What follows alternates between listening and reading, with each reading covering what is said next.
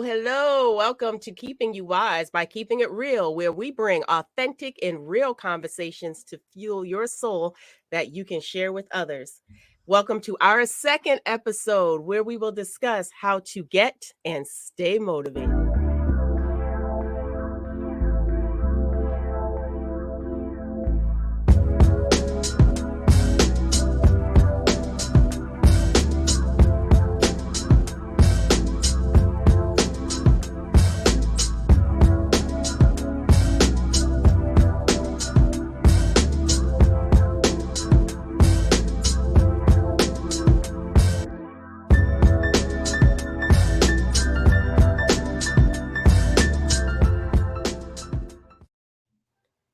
Hello. My name is Paula Bell, and I am here with my phenomenal co-host, Chris Solomon. Paula, you're just official. You got like the new the graphic.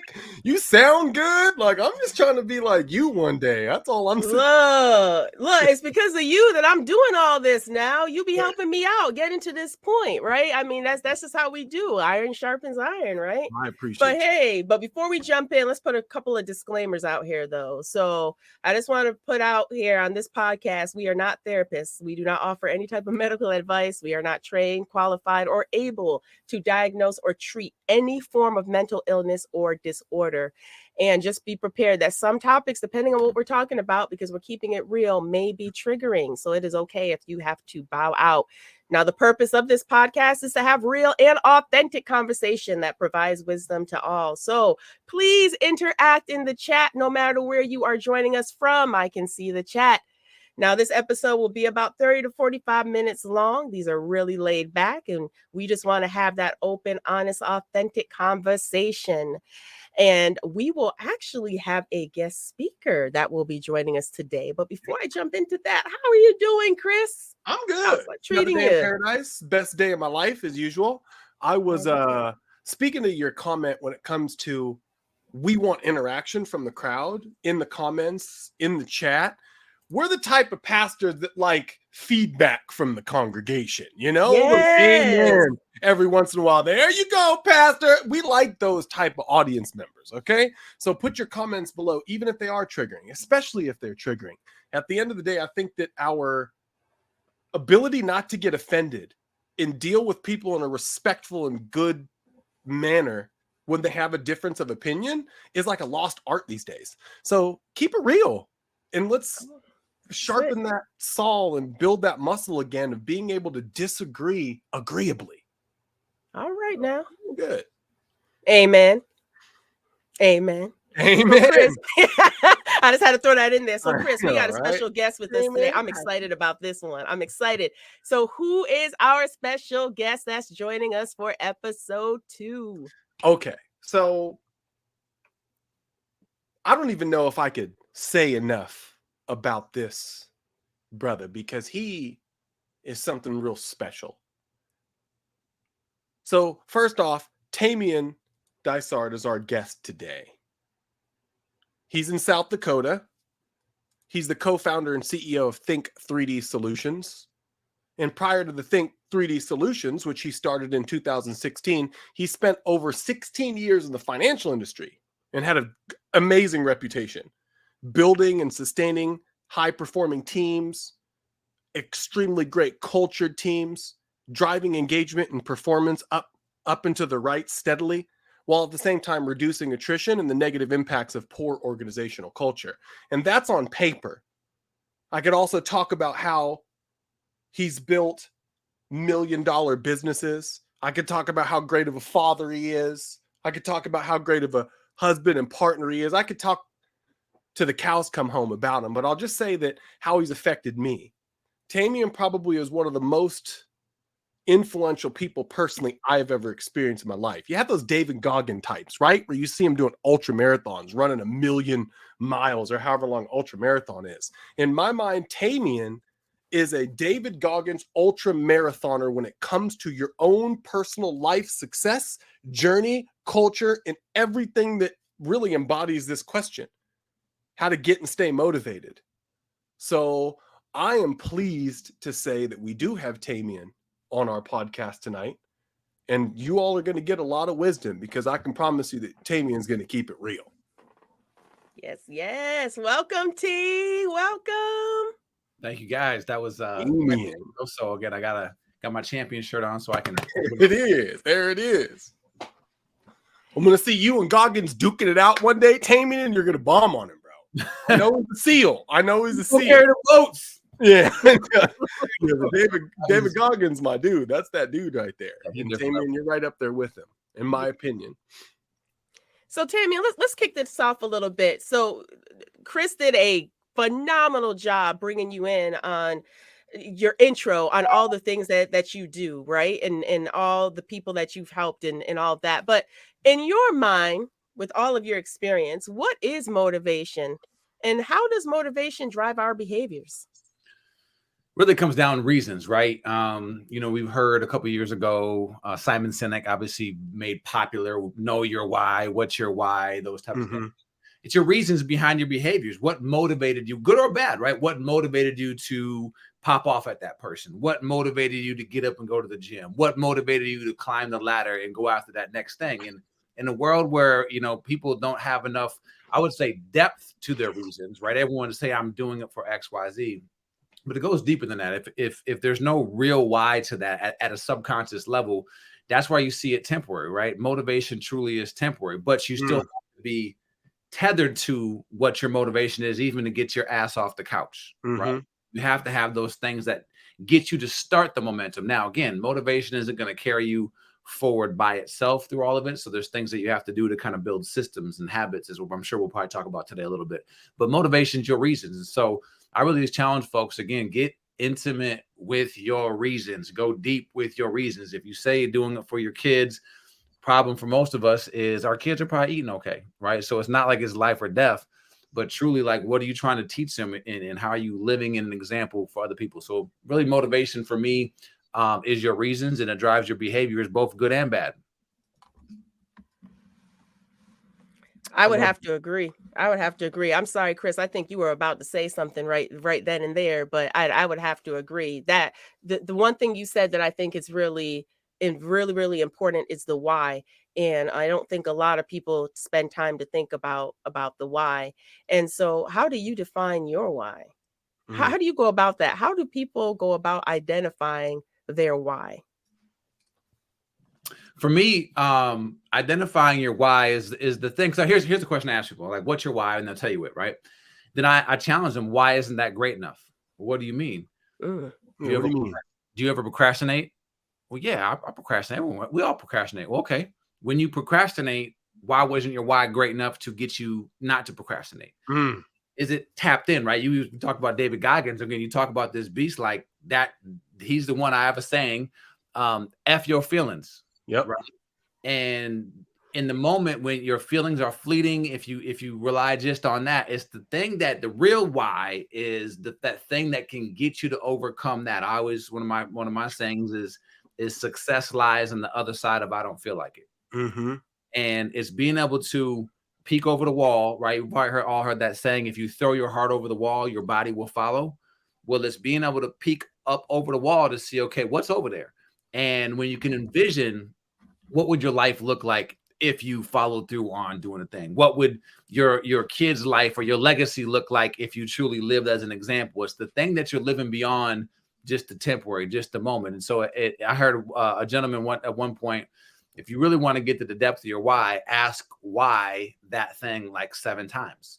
Why that? And you start to get through some of the surface and you get down to the core of it. Like maybe you're really motivated because when you were growing up, you were picked on and XYZ, or truly you wanted to provide a better life for your kids because at a subconscious level, your childhood really sucks, right? And you can't just leave it surface level, my kids. Well, why that? And so the depth of a why is challenging the layers of it.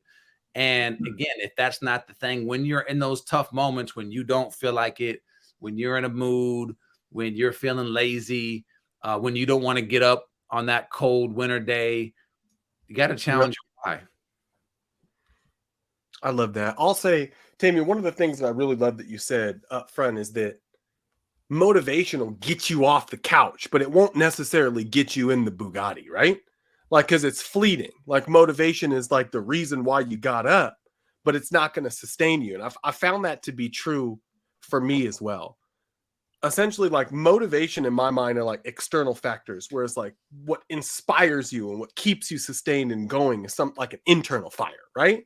Like, I liken it to, you're at a Tony Robbins event and you're motivated to walk across that coals because them coals are hot and you're feeling inspired and you want to get off them coals, so you do it. Or on the flip side, a fire is lit in your heart and you're inspired to do something. I had a boss who was at the Boston Marathon when it got bombed, and he was barely out of the blast radius and got to see the carnage and all this terrible things that happened.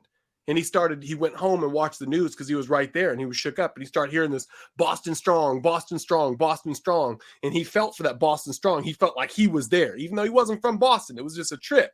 So he started running, and it was hard and it sucked, but he felt inspired to do it because he wanted to be Boston strong. And long story short, years later, he ran that Boston Marathon. And ever since, he's been a runner because something was lit inside of him. He was inspired. And essentially, it's different. So, like, how do you light that fire? Like, how do you take the motivation to get off the couch to the fire that's lit in your heart to like sustain you to get through that 27 miles or into the life that you've always dreamed, or what have you? Any tips? I've heard, I'm not a runner, so I can't say from experience, but I've heard people who run marathons, they talk about the runner's block, right? That 18, 19, 20th mile. There's something there that just like your body is just screaming at you, and it's like, it hurts because, again, go back to, David Goggins. What's great about the Goggins of the world is they're pushing, they say that somewhere in the neighborhood of like when your brain tells you to quit, you probably only are about 40% of the way there of what you could do, right? And knowing that, like, our brains aren't designed for success. It's designed for survival. And at the core of survival, it wants comfort, right? 20,000 years ago, if you were uncomfortable, it probably meant you could die, right? A danger out there. And so knowing that in this 200,000-year-old brain that we have that was passed down generation to generation to generation, our brains don't care about our success. And so therefore, a lot of this is hacking. How do you hack this system, this computer in your head? And so tapping into your why, again, I would challenge you for folks to say, again, how do you find that thing? You got to try. A lot of people just sit back and, and I did it for years, try to read the books, try to get the motivation. I try to follow other people's paths to those things. A lot of this goes back to, for me, is purpose. I read a study somewhere in the neighborhood of 80 to 90% of people, when they reach retirement, don't know what their purpose is. And that's a sad thing. That's haunting. That's scary. That's a haunting thing, right? If you think, 50 to 75% of our waking hours is spent at work, going to work, thinking about work, decompressing from work, all these things, right? The majority of your waking hours is around work. And then if you work from 18 to retirement of 67, national expectancy of 78, that's 81% of our adult years working. For what? Right. And this is the side of it I really challenge folks to get grim with it to a degree. We've heard the like write your own obituary, all those type of things. For me, my haunting moment is I think back to visiting my grandfather when he was in a retirement home. And I'll never forget the smell. And it wasn't just adult diapers. That was part of it. It wasn't just the bad cafeteria food. It was the smell of hopelessness. It was the smell of regret. I saw people getting wheeled out into the hallway, and that was their day. They was just going to exist. And what's interesting about that, and I've heard this, especially for those who were kids, you hear a lot of guys say this: I die for my kids. I die for my kids. That's noble. I die for my family. That's noble. But odds are you ain't ever going to get called on it. 99.99% of the time, you're never going to say, like, someone walks up on you like, hey, you were the kids, right? Where you literally have to die. The courageous thing is, will you live for your kids? And that the part is when you're saying, what are you teaching others? One of my mantras is, I teach through the clarity of my example. And so at the end of the day, finding your purpose, some way, shape, or form, keep trying. I don't care if you don't find it until 50, 60. But here's what I promise people in that. That's simple. This is what I always coach people on. Like with people, I don't know what my purpose is. Simple question. If at the end of your life, you're on your deathbed and you can look back and you could say confidently, I made a positive, like a significant positive impact on just 3 people's lives. Is that enough to say that your life has purpose? Yes, you're a multiplier. One person comes through this life and impacts 3 people, that you're a multiplier. And that's just 3 people. You could do that the next month if you really were intentional about it. So if you have a baseline of how I can impact other people, that's what purpose is. You're not here just to be selfish. You're here to inspire you. I love that word inspiration. I had the quote in Latin on my desk over here, and it's to breathe into. So just by breathing life into others is a huge why. And part of that is what makes you come alive, because if you're not truly alive, you're just existing. And most people, be clear, most people are going through their weeks existing, not living. Living is energy. So you said something. So, you're hitting me right where it's at, right? Being a life purpose coach. This is what I talk to people about all the time. And what I find very interesting is a lot of the people that I do coach, they are older than me. And they've just been doing the, normal 9 to 5. They're trying to make money. They're trying to pay their bills. They're trying to live. And then they get to a point in their life where they're getting ready to get close to that retirement age. And they're like, well, what am I going to do after I don't have to work 9 to 5 all the time? Right. What am I going to do that's fulfilling? And it'd be great if you could figure that out prior to you getting to that point, if you could actually work in your purpose, because there's so many people who go into the grave with their purpose. We never got to experience it. And one of the things that I tell people too is, and I think I've said this before to you, Chris, is there are people who are relying on you to fulfill their purpose so they can ultimately fulfill theirs. Yeah. Right? They need what you got to be able to do what they need to do. Now, that does not mean they can't do what they've been called to do or what they've been destined to do, because there's other ways to do things, right? But think about that, though. If you think about how much people are relying potentially on you to walk in your purpose and to do your purpose, that's enough of a motivation for me, even in those times when I feel like I want to procrastinate, because I think we all go through that. There's times where we all, with stuff we're supposed to do and we don't do it, right? But what is that thing that's driving you? And that's why motivation is so important. And look, we already in February, and some people made resolutions in January. This is why I don't do resolutions. But some people made resolutions in January and they already messed up. And it's only in February. We got 10 more months to go, right? Yeah. We got a long way to go, and you already lacking motivation, right? So it goes deeper than just saying it, right? It's deeper than just saying it. And so once you identify that why, Tamien, right? So now we've got our why, and we feel that we've got our why. What do you do with it? How does that why drive you, that when life throws curveballs at you, when life happens, to keep you going despite all of that? It's not about you. I actually, one of my favorite players was Kobe Bryant. And obviously he talked about being in the public eye, and he kept real in perspective. Like he airballs, this or Mr. Win a shot. He's like, get over yourself. Like you're not that important by way of 1 out of 8 billion people. Right. So when it goes beyond you, and that's the part about it, like, for most people, should you be enough to be motivated and inspired? Yeah, perhaps. But how's that worked out? How many times have you lied to yourself over your lifetime? How many times have you let yourself down over a lifetime, or disappointed yourself over a lifetime? All those different things, like what's one more time? It's just me. I'm going to sleep in. So when you do it just for yourself, it's easy to get one more time. When you do it for somebody else, because again, if someone says, again, we will go through hoops. Not if you're a person of character and integrity, right? You will keep your word. If you're a person of your word, if I said I'm going to do the thing, I'm going to do the thing, right? And so when you tap in, I always even tell people, don't just like create the vision board and create the things in the list. Tell the people, tell them. I told my mother, I said, Mom, again, I got to semi-retire my mom a couple of years ago. And I'm like, she almost done. I'm like, you done. I'm about to, I'm telling her that. And that's my motivation to see, 2 summers ago, or it was last summer, she got to take the whole summer off. So she got a taste of retirement. And again, she's a busybody, so I didn't think she was going to do it, but she loved it. And again, like that, motivation, boom, that's gonna get me up when I don't feel like, again, F your feelings. Right. And that's the part of like, if it was really life or death, right, you would do the thing. And that's the part we have to really kind of resonate with. Like, if that why, well, it was just one morning, it's XYZ. That's the average. That's a loser mentality, right? The people that know that the power of momentum, right? If you miss that one, it's like when you're trying to quit smoking or try to quit an addiction, right? It's, oh, just one.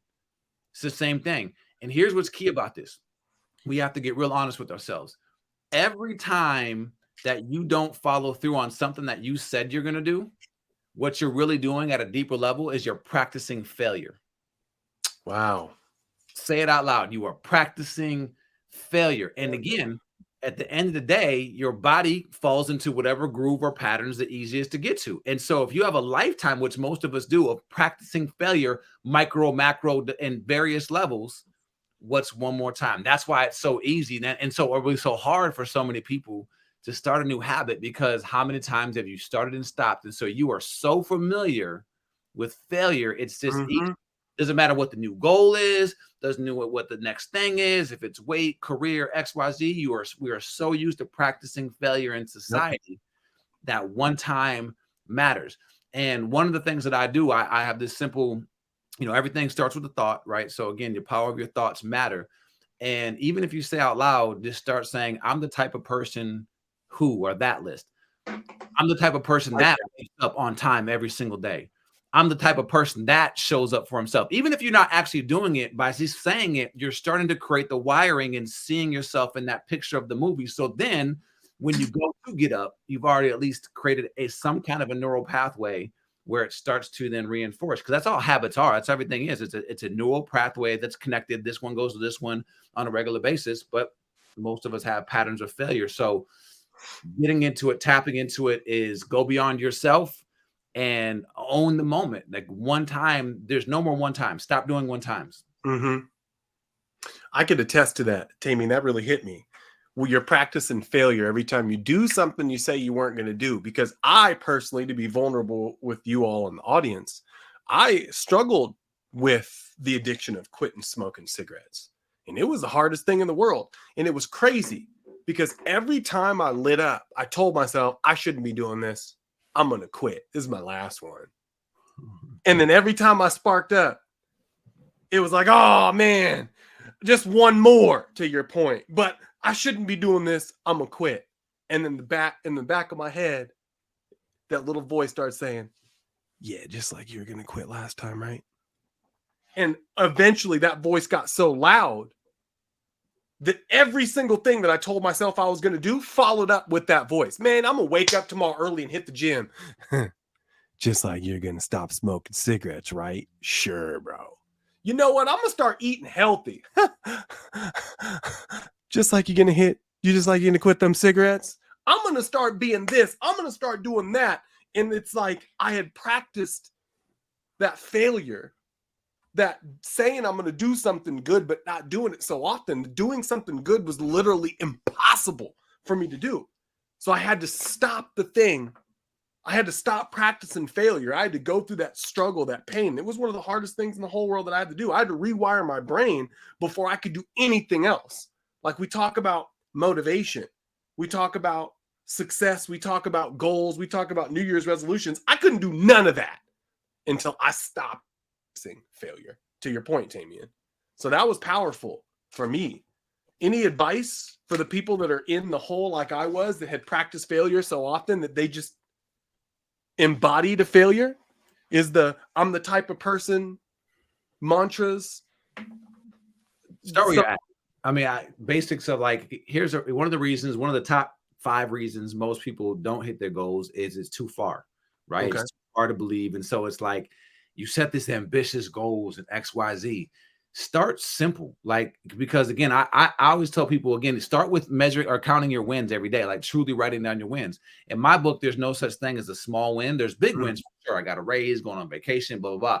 But any action you did to show up for yourself, that's a motive. That's momentum, right? And the power of momentum is huge. So if you said, like, my goal this week is just to work out twice. Start where you're at. But if I could start anywhere with anybody, I would probably say most of us have heard this, right? Starts with your morning. Mm-hmm. In the morning, win the day. Tim Ferriss says that, right? You study out the most successful people on the planet, almost all of them get up before the sun rises, right? And this is one, again, I'm one, please believe, me and sleep, man, me and that snooze button, we was like this. Me But too. I had to break up with that relationship, man, because that wasn't a good relationship to have in full scale. And so when you win your morning, and in that, when I say win your morning, I always give this analogy, right? Is think about a fighter pilot. A fighter pilot has a checklist of what they need to do before they take off and before they land the plane. Why is that important? Because literally their life is on the line. If they miss one critical step, something can go wrong in the takeoff or landing and their life is over. Yep. Having a checklist for your day, for your life, how you start your day and how you finish your day is so important, because that's the real reason of if you are going to live truly or just exist. Think about how many people get up out of bed just in time to get on clothes and barely brush their teeth and barely get to work. And then what they're doing is they're starting in a pattern that they're used to, right? Average person has 60,000 thoughts a day. About 90-some percent, 91% or so of those thoughts are about the same as they were yesterday. So if you think about the same way you thought yesterday, what's the likelihood of your tomorrows? How you interrupt that pattern is how you start your day. I ask people all the time, how many people wake up saying to themselves out loud, man, today, man, it's going to be average. Nobody says it. But then I ask the question, I say, okay, I get it. I'm joking, but serious. How many of you though woke up and said, yo, today I'm going to be excellent. I'm going to be phenomenal today. Hardly anyone raises their hands. Yep. So the simplicity of, if you didn't make a decision to be excellent today, you have two chances of being excellent: slim and none. Yep. So setting your mind, that's why I always say, like, mindset is one word, is just a thing, but to set something is a verb. So again, when you wake up every day, are you setting your mind for success? Are you setting your day up for success? What are the key things that you need to do to set yourself up for success just that day? Don't worry about next week, because it's not even 24 hours, right? You slept 6 to 8 hours. So all you're really saying is these next 16 to 18 hours, how do I set myself up for success? And just lay out that plan, execute that plan, rinse and repeat. Start where you can to get some momentum. Once you get momentum, like, okay, I am the type of person that can do that. All right, what else can I do? Start to build on top of that. Wow. So, T, I got a question for you. So we talk about motivation. You're giving us some great gems here, right? But I've also had the opportunity to work with you. So I've heard some of these before and I've seen you put it in action. And I'm totally 100% in agreement with you. Your morning sets up your day, positive affirmations, speaking that positive, bringing it forth, speaking those words into life. But all of us, all three of us actually met in the same corporate environment. That's how we met, right? So that's how we all became tight. Here's the question. How do you stay motivated for those who might be watching, who is in this situation right now? How do you stay motivated in a toxic work environment? That's a good one. That holds so many people back. Yeah. Here's one thing we talk about oftentimes, right? Is in a world of talking about personal responsibility, when people talk about personal responsibility, who are they typically talking about? Somebody else. They didn't take, they hold you accountable. They didn't make, I'll be back after lunch, right? And in this space of, so we do this exercise in our business. We in a room with a business, we say, okay, we get out through the 3M sheets and we have people say, give me all the words or phrases that describe a toxic culture. So they go through things like negativity, gossip, poor leadership, all that stuff. Then what are the characteristic traits of a healthy culture, right? Vision, teamwork, positive fun, all these different things, right? And what's interesting about that is, we've all heard that saying, the grass is greener on the other side. We know that not to be true most of the time. The grass is greener where you water it. Yep. And when people describe the characteristic traits of a healthy culture, 80+% of the things that make that list is things that anybody in the organization can do, right? contribute to being a better teammate, to being a better communicator, to bringing positivity, to having more fun and laughter, whatever it is, right? And so it's personal responsibility, because if we don't take responsibility, when you go back to what I said earlier, that 50 to 75% of your waking hours is spent around work, right? If you absolve yourself of personal responsibility, you're giving other people control over your happiness, because if in a toxic work environment is bad, how happy should you expect your life to be, right? And so if you absolve yourself of personal responsibility and happiness, how happy should you expect to be? Now, going back to your point, Paula, is like, is it easy? Of course not. But is it worth it? This is your life we're talking about. And so number one, lock in. Lock in. I use this acronym, leadership IOU. Lead inward, lead out, then lead up. So this is, what can you do after that list? If you could say, all right, these next 3 to 6 months, I'm going to lock in on just I'm going to come in with positive energy and give more compliments to people. That's what I can control, right? Boom. Then to lead out, that's the influence, right? So I'm going to grab a friend of mine. So everyone's got at least a person in a work environment. Say, yo, we know this is toxic, but let's lock arms and let's commit to each other. Like, let's get our own bubble and say, this is what we're going to commit to. Give it 6 months. When you give it that 6 months to say, here's what I've done, and here's what we've done, and here's the changes. Now bring that to your leadership. If you bring that to your leadership and you say, like, again, I understand part of the equation of this thing called life. We're going to spend a majority of our waking hours around work. I get that. That's just part of the equation. Cool. But here's what we've been doing to try to make it better. We need your help, though. And if they're like, that's cool, get back to work, how much do they really care about? Exactly. And how long do you stay in any relationship when they genuinely, then basically what they're saying is, I don't care about your life. Exactly. How long do you stay? Do what you can control, influence those few people. Start there, give it some time. Then if the leadership's not bought in to help make it better, bounce. You got to find somewhere else. See, this is why I like you, bro. That's why I hang out with you, man. Leadership IOU. That's another gem that I've never heard. Lead inward, outward, and then up. That's huge. Right. I'll also say, to your point, and this goes for both of you, I feel like sometimes we get ourselves in these environments that affect us, but we give ourselves an excuse to allow that affecting us to bleed over into parts of our lives that we have complete control over, right? Like, you could choose your friends, you could choose your associates, you could choose what you do on the 8 hours when you're not.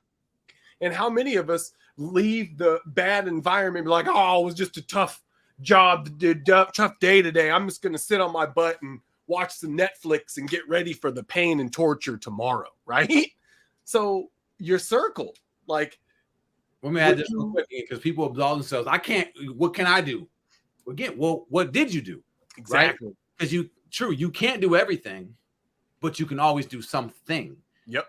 If you can't articulate that thing that you did, you're part of the problem. And then you ain't even do nothing, right? It's the carrot or the coffee example, right?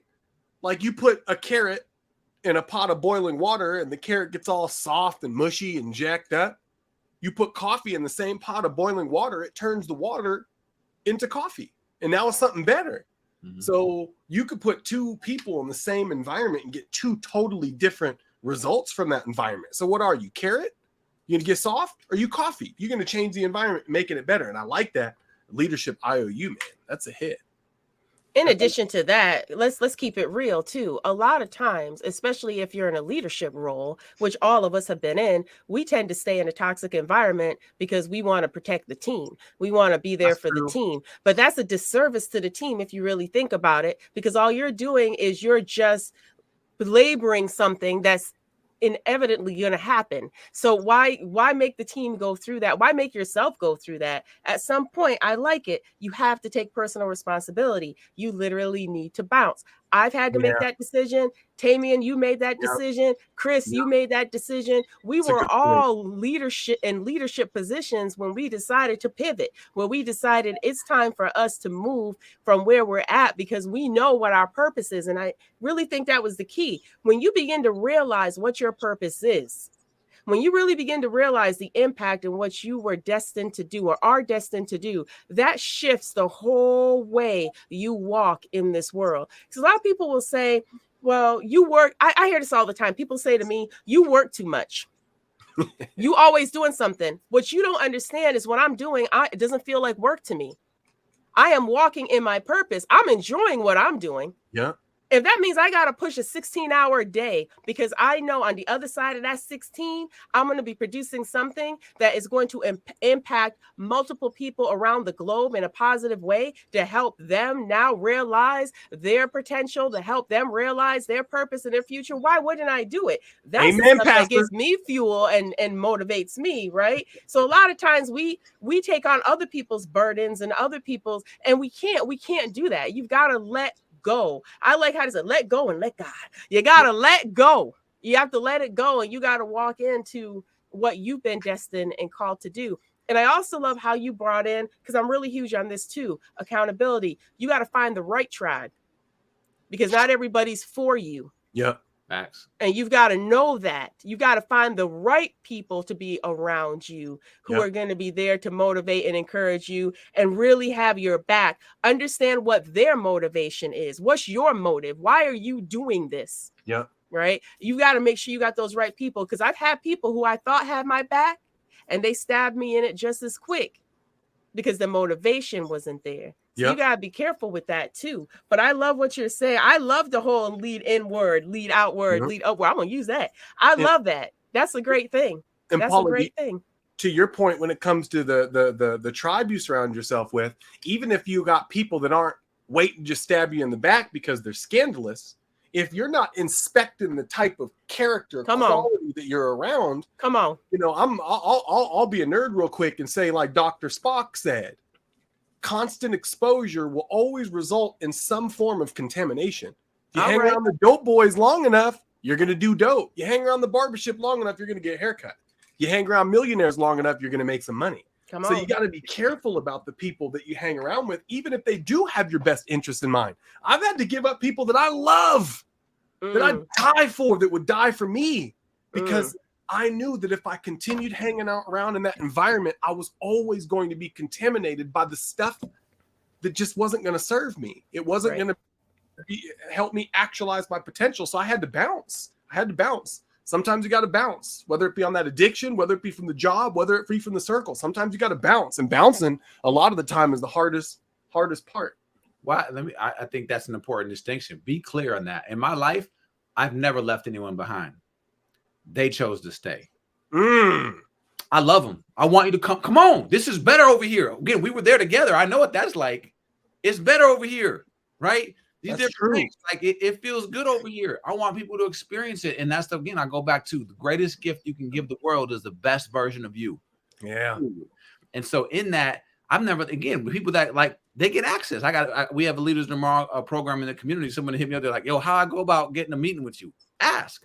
If you want it, I got parts for days. I love bringing people up with me. That's why I do it, right? But the ones that's like sucking their teeth and that, you choosing this, right? I don't got time for that. I didn't leave you behind. I didn't bounce from you. I bounced up and I had hand back. Nope, I ain't going back down there. Here's the blueprint. Yeah. So they choose to stay. That's on them. I love you. Always going to be here for you, but I can't engage in those type of activities because you know what those things lead to. So love it. Tammy, you said something. You said the best thing that you can give the world is the best version of you. And I found, and I feel like almost my entire adult life before the aha moments, right? I was trying to like search for this thing, listening to podcasts like this, trying to find like the word or like inspiring, you know, quote or the get rich quick or the vibration book that I can do to like get the stuff to manifest in my life, all the BS that didn't work, right? And I finally found the only way to true success and fulfillment is like just becoming a better version of me. Like looking that skeleton in the closet and cleaning it out, looking that reflection in the mirror and working on it. And I feel like you, just knowing you and having been around and worked with you for so long, have like such a beautiful like system for this self-development, like finding the best version of yourself. Mm-hmm. And I know you have a quote, and I want you to say it because you articulate it way more beautifully than I could. but it's about self-discovery. It's about success, and it's about the system defined that. So can you talk a little bit about that? For me, again, I was same boat, right? I read the books, went to the seminars, and what I found in that was what happened for most people, they develop these systems, and that's how they became successful. So what they're saying to you is, if you do what I did, you will be successful. But I'm not you. I didn't, take Grant Cardone. Grant Cardone is a 10x and intense and cold calls and all that. That's not my personality, right? There's some people that can align with that. So when I tried to do those things, I wasn't my authentic self. And so what I developed was this process called the author of my life. And the part about it is customization. Because the real secret of success in life is only found through self-discovery. How do you go about discovering who you are? That's the problem. That's the golden ticket, right? And the pathway of that's not a secret. It's a system. And so I talk about to the people again, mindset, personal inventory, tracking days, all these different things that the common thread amongst everything that I do and whether it's personal coaching and business is it's foundational in a way of you having to discover yourself through these questions, through these processes. It's not from what I gave you. I give you a system, a process to discover what do you want? What is the ideal start to your day? All these different things that you start to extract from within, because if it doesn't come from within, right, you can chase the money, you can chase the things externally. Again, that's why one thing for most people, I ask this question all the time, how many people have a custom and personal definition of what success means to them? Yeah. Most people have no idea what success is to them. So by default, well, first of all, if you don't know what success is to you, will you ever be successful? The answer is clearly no. You can't hit a destination that's not defined. Secondarily, then, if you don't have your own definition of success, most of the world defines success by money, power, fame, those type of things. But yet we can turn on E! News right now and you see people with money, power, and fame who don't seem to be happy, which if you're not happy, that ain't a success to me, right? Who seem to be lying to themselves. They're missing confidence, right? Confidence and happiness is built by doing the work internally, because you cannot get it wrong being the authentic version of you. And so whatever you do, you have to go down this journey of this self-discovery. Who are you really? And when you start to identify that, and then you can concretely say, I'm an ongoing better version of myself every 3 months for the rest of my life. That's how you truly carve out this customized life for you, which starts to define true success, which gives you happiness, gives you confidence, and all the things that makes you live versus simply exist. See, there's something you said there that I need to talk about right quick. And it was all about self-discovery. And as a life coach, this is something I take individuals on a journey on. And this is the area that's the most resistant. People don't want to do self-reflection or self-introspection because number one, it's hard. Yep. Number two, it takes time. It does. Number three, it's going to bring up stuff you probably don't like about yourself. Number four, people don't want to do the work to change.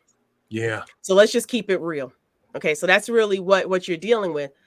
But yet and still, you want all of the things that you want outside of doing that work. If you can't work on yourself, how on earth are you telling other people what they need to do? If you claim you're an expert in something, but you can't even do what you're preaching, how on earth do you expect other people to follow you, right? It all does begin, and I do a presentation on this too. It all begins with you. Before you can lead others, you got to know how to lead yourself. And somebody actually challenged me at a conference on that. Well, what does that mean? That doesn't even make sense. And I said, herein lies the problem. Herein lies the problem. And herein lies why we have leaders out here that shouldn't be leaders. Because if you cannot lead yourself, if you cannot practice what you preach, I personally don't want you leading me. Right? Yeah. I'm not going to follow you. I need to see that you actually, if you don't even practice what you preach, why am I going to believe it? Yeah.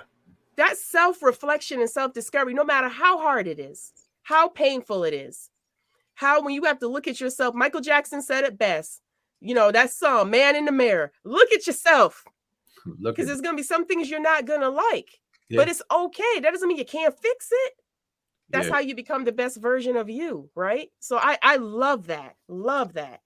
I always say, we say that, in my opinion, the greatest leadership challenge that we've ever had in the past, at current, is the inability to effectively lead ourselves. Mm-hmm. Right? The best leaders were able to lead themselves. Again, they had flaws, but they were working on them. They were aware of them, right? So when you can't lead, your point, Paula nailed it. Like if you don't learn how to lead yourself, again, how are you going to lead others? Right? You lead to this fake place, right? And that's where we've gotten to, where in social media people see all this fallacies, and that's why we have so much anxiety, depression, because people are trying to do all these things externally. Self-discovery. Yeah.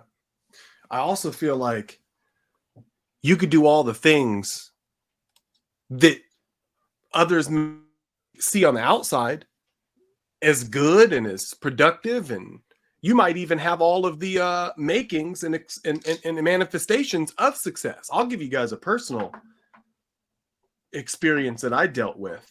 And Tamien, I told you this not too long ago, but one of the wins that I have is yesterday, I crushed Valentine's Day. I crushed it. I made sure my wife got flowers early. She got every chocolate in the book. I made sure that she knew I loved her. I did everything that I could. And the reason I did that is because I had to take a serious look at what success was for me. Because rewind a year ago, I was doing all the things that some folks might be watching this podcast. Well, how do I get why? So I can make some money, right? So I can ball hard, maybe get a promotion, get some more power, get all these things that people say that they want. And I'll be honest with you, I was driving a Tesla. I make a ton of money. And I found myself driving to Walgreens at 11:30 at night because I forgot it was Valentine's Day. I was working so hard, so many long hours to hope I can get some perfume from my wife. So it's like I didn't drop the ball. And as a grown man, I started bawling my eyes out in that beautiful Tesla and called my dad and told on myself because I felt ashamed. And he asked me, he said, son, you got to ask yourself, is this your definition of success? If you got into a car accident right now in that beautiful car or that beautiful house lit on fire tonight and it burned 99% of your body, is your job or is the thing that you're doing going to be the one that sustains you? Is your manager going to come over and wipe your butt when you're paralyzed? No. That beautiful wife of yours is. That wonderful son's going to call you daddy and love you. So maybe you should define what success means to you and start putting in just as much work towards that as you have towards all this money, power, and the like. So I can attest, if you don't do that work of self-discovery, you're going to get to that place where you think that you got it. And like our boy Robin Williams. Yeah, facts. So Wow. Let me ask you this, T. I feel like we said a lot, and I want to make sure that whomever's watching this can start small. Because one of the things that you talk about a lot is momentum, right? You talked about it here. It's the small wins, because there are no small wins. It's just wins, and the wins pick up momentum, and all of a sudden you got a avalanche of just everything's working out for you. And you talked about the first thing that you would do is rule the morning. And I can tell you, I'm not a morning person either. You all know that story, right? It's I think it's a Native American proverb where they say, in each person, there's a wolf, a good wolf that's kind and disciplined, and a bad wolf that's evil and lazy. And then the young man asks his grandpa, which one wins, grandpa? The one that you feed. Well, my bad wolf's name is Nibbles. And this Nibbles comes looking for food immediately when my alarm clock goes off. And if I hit that snooze, I throw him some snacks. And he is just on me all day. And the bad wolf loses. So I know how important the morning routine is. But for you, what's like one or two things that you can give somebody who may be at a complete stop of their own personal momentum of wins and success that they can do in the morning or wherever, where they can get that? So then they have that motivation and inspiration, maybe to reach out to you or a Paula to get some coaching to get to the next level, etc. Any tips there? I'll give you two things. One, it's simple by the idea, but it's deep. Do a personal inventory. I challenge folks. So in my coaching, I have these 8 pillars in health, career, but just for anybody, just list off all the major pillars of your life: career, finance, spirituality, whatever it is for you. I got you. And then ask yourself the simple question, like, what would it take to be at a 10 in these areas? And so you start to unpack all the things. For most people, out of your 60,000 thoughts, when I ask this question, how many people could name more than 5 people in their sphere that are living their best life? They can't. Most people aren't living their best life because it's not defined. Once you get those things out of your head onto paper, now, again, as I always coach, you're going to grab 2. What is 2 things you can move forward over these next 90 days? Because the beauty in 90 days is any month can get away from you, but 3 months is 2,160 hours. That's a lot of time to excuse that you can't move the needle on 2 things, whether that's drinking 120 ounces of water a day, or going out on a date night twice a month with your spouse, whatever, something that would, again, to move it forward. That gives you the progress where you could confidently say for the rest of your life, today is better than it was 3 months ago. If you grab 2 every quarter, that's momentum. If you could say that, then what kind of life are you building, right? I was saying that your life and your success will be defined by the narrative you choose to tell yourself. That you're writing your story, you are writing a book. We're all writing a book, right? And so what does your book look like? These are the chapters in your story. The second one I would give people is lean into relationships. I'm reading this book right now called A Good Life. It's the basis of that 84 plus year study at Harvard on happiness. Out of all the things that people chase after, money, career, XYZ, all the things, relationships is what it comes down to. When they really measure this out, they got people. John F. Kennedy was a part of that study. Like, there's all these people that were a part of this massive study. The number one thing it came down to was relationships. And so when you unpack people's lives, you said something earlier, Paula, like, well, life gonna happen. Yeah, life is gonna happen. What was interesting is the people that were the happiest versus not happy, they had about the same number of life events happening, people dying, sicknesses, divorces, about the same number of things. The difference was the quality of their relationships, because it's who you go through life with. Stuff's going to happen. Relationships matter. When you look back at your life towards the end, a quality life is going to be made up of quality experiences and quality relationships. Lean into those relationships. If it starts with one, strengthen it. Relationships is what it is that makes life worth living. Wow. So this was great. Thank you, Tamien, for joining us. Chris, I'll send it back over to you so that you can see how people can get in contact with Tamien. Personal inventory. We got homework, right, T? Personal inventory. Health, personal relationships, professional relationships, Career, finances, spirituality, any of the big buckets you would find important in your life. Ask yourself, on a scale of 1 to 10, what would a 10 look like? And write down the things that you may not necessarily be doing, and then choose 2 of those and work towards it. And then the second homework is lean into relationships. And I'll say this, I appreciate you 2. Like, thank you all for being in my life. I wouldn't be where I am if it weren't for you. I wouldn't think like I think if it weren't for you. So I appreciate you all. Both of you guys have touched me in ways that I can never repay. So I just really appreciate you guys. I appreciate you. So when I get hit with one of these life events, like, let's hypothetically say, I lose my house. Like, T, I'm going to need you to comp me, a couple $100,000, bro. Like, hook me up, T. The people you go through. Because I know Tamien's good for it, Paula. Okay? He's balling. With that being said, T, how do people get a hold of you, man? Because I know they only got a snippet today. And I know, oh, man, look at this. Right there. Devil. Look at this handsome devil. So where all the spots right here, right? I would go. I mean, Instagram, my team runs that. I'm not. Again, I remove distractions. LinkedIn, Facebook, I'm on that. The email is right there. Hit me on the email. Whatever it is, hit me up. One of those 3 ways: email, LinkedIn, Facebook. Awesome. Well, T, thank you so much for joining us today. We appreciate you. Paula, back to you. Yeah, that's a wrap. This was a good session. I'm definitely going to take some of these notes, write up this summary synopsis, definitely add it on the YouTube channels, which brings me to our segue. Please go ahead and follow us on YouTube, especially if you have enjoyed this episode. Thank you for engaging and listening. Hopefully we'll get more comments and questions going forward, but to keep the conversation going, even outside, if you were not able to join us live, but you are listening to this after we are live, please go ahead and subscribe to our channels. We have the Keeping You Wise by Keeping It Real YouTube channel. The BA Martial Artist is my channel, and your boy Solo is Chris's channel. You can also follow us on other social media if you want to keep up to speed on what we are doing as individuals. We are all three of us are entrepreneurs, and we do, well, a couple of us work a day job. Tamien is the one who really branched out and did the thing, but a couple of us still have another job as well. But we do a lot of coaching, consulting, and I just have to give a shout out. Chris was one of the ones who came up with this quote: for each one, reach one, teach one, right? But let me tell you something about Chris. This has been a 2-year process coming. Chris has been talking about doing this podcast for a while.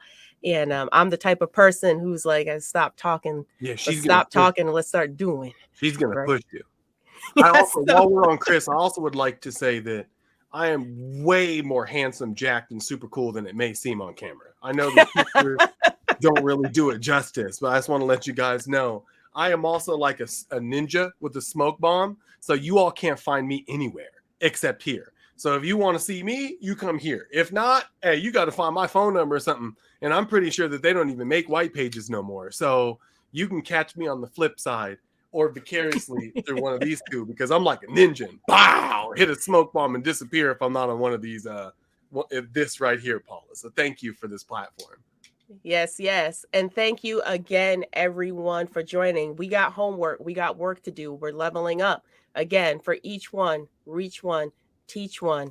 And we will catch you on the next Keeping You Wise by Keeping It Real podcast. Have a great one, everyone.